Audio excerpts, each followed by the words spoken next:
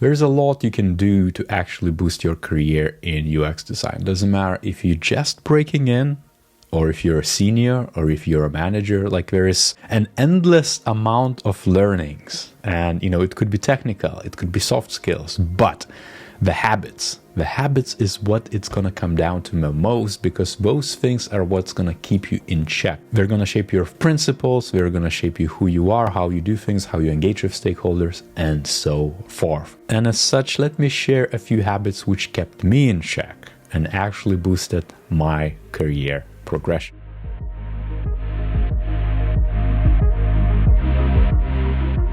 And these are 5 habits, right? There could be more, but these were the most transformational for me and the results I got in my career so far. And to make it even more fun, let's put a timer on it. I'm gonna try to do that in 1 minute each. I don't know if I'm gonna succeed, but let's attempt it. Minute number 1. Let's talk about the first habit, which is practicing critical thinking. And I'm not gonna say develop critical thinking, because of course it's a skill set. You could spend a lot of time looking at it, but it's really honing critical thinking and proactively practicing critical thinking, because it's so uncommon. The lack of critical thinking is very evident when you have a lot of, especially junior people, who come into the field and they just say, oh, I just wanna do an app design for this, and then figure out UX around it. Or they try to kind of cut corners, and instead of focusing on projects, they're focusing on case studies, or they don't do enough research about the user needs, and they make a lot of assumptions or just take the requests from the business stakeholder for granted. They don't apply critical thinking, questioning if it's right, if there's more to this, if there's more statistics or some sort of qualitative data which could inform your decisions better so you can make more critical decisions. For example, I had this podcast with Hafan just the other day, and we discussed critical thinking, and her advice was, I've repeated this so many times and people never do it. It's really becoming really good at research. And I don't mean knowing how to interview people, or I mean like when you design, you're actually trying to frame your experiment. You're trying to figure out what is the proof.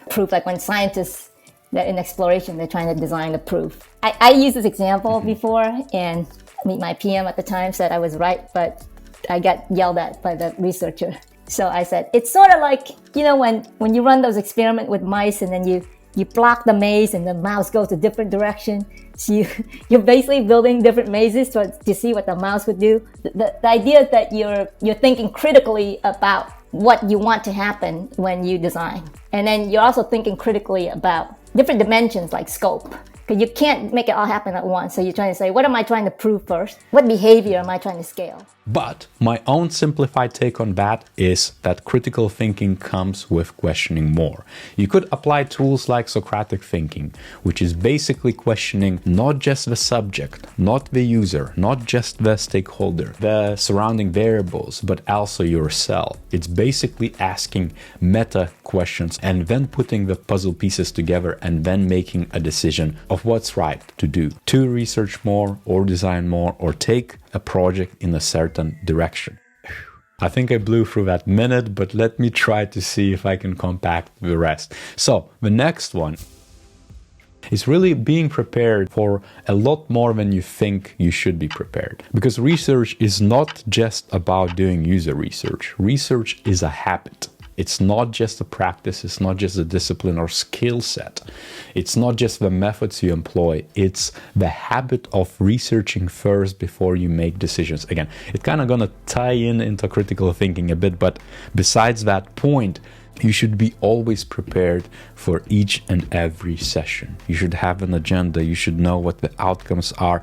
You should do a bit more research so you have enough signals to enrich your decisions, but also share meaningfully with a stakeholder which is aside or who you're interacting with. That's going to boost your career because you're going to be looked at someone who knows a bit more than anyone else, or someone who can tip the needle in the right direction. You're basically gonna be perceived as someone who's much more proactive, as someone who can be trusted in a way. And trust is such a massive thing in career, in teamwork, in relationship building, in success.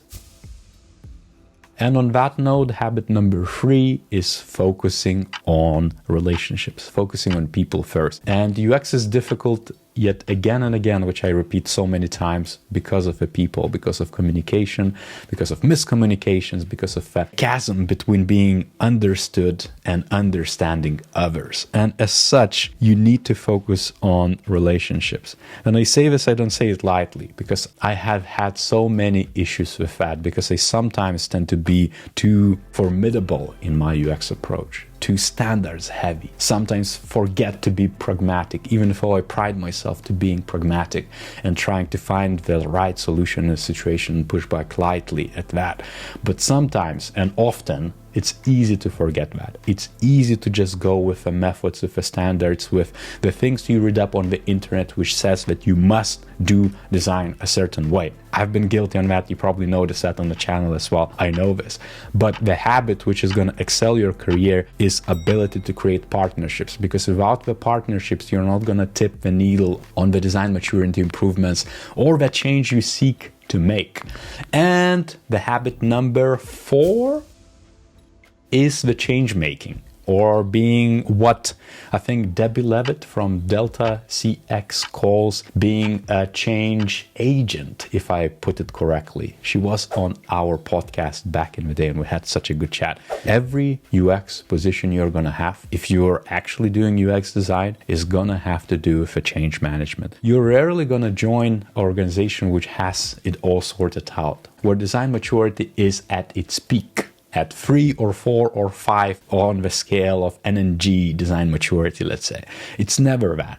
And change management is a set of disciplines almost. It's a lot of philosophy involved. It's a lot of understanding of a strategic timing and how much time do policies take, how much time does the good strategy take, how much time do you need to spend in the action plan, in the policy making, in understanding and diagnosing the issues and things of that nature.